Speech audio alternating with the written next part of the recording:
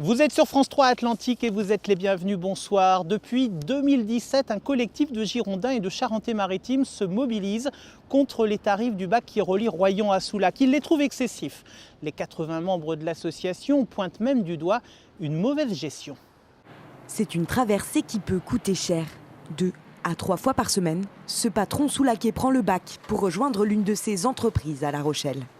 Il paie un abonnement annuel de près de 1 600 €. J'ai eu la chance de travailler dans un pays où il y a beaucoup d'îles, il y a 600 îles, c'est en Grèce. Et j'y travaillais, mais il y avait des locaux, et les locaux, ils étaient prioritaires.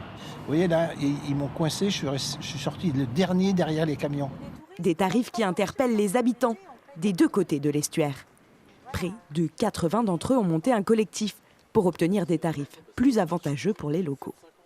Je pense que si les tarifs étaient plus bas, il y aurait peut-être plus de monde qui le prendrait en hiver. Parce que des fois, ça m'est arrivé de prendre le bac en hiver, c'est pas la foule, c'est loin d'être la foule de l'été.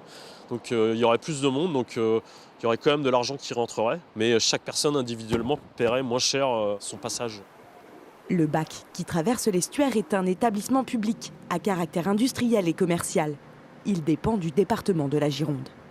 Il faut savoir que les bacs ne bénéficient pas, eux, d'aides et de subventions d'État. Le tram, par exemple, si vous payez 1, en réalité, le coût va de 5 à 10.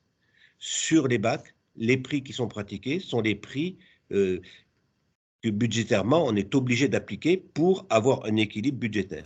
De leur côté, les membres du collectif se questionnent sur la fréquentation et la gestion de l'établissement. Ils aimeraient être consultés pour son organisation. La Charente-Maritime est autant intéressée que la Gironde dans cette affaire et nous souhaiterions que toutes les parties intéressées puissent pouvoir parler et discuter de cette gestion et trouver un consensus qui permettrait de faire des circuits courts, de faire du commerce local, de pouvoir faire tout ce que l'on peut faire dans un bassin de vie normal qu'actuellement nous sommes privés de faire. Des tarifs qui montent en flèche en haute saison. Pour traverser les 6 km de l'estuaire avec sa voiture en été, il faut compter près de 40 €.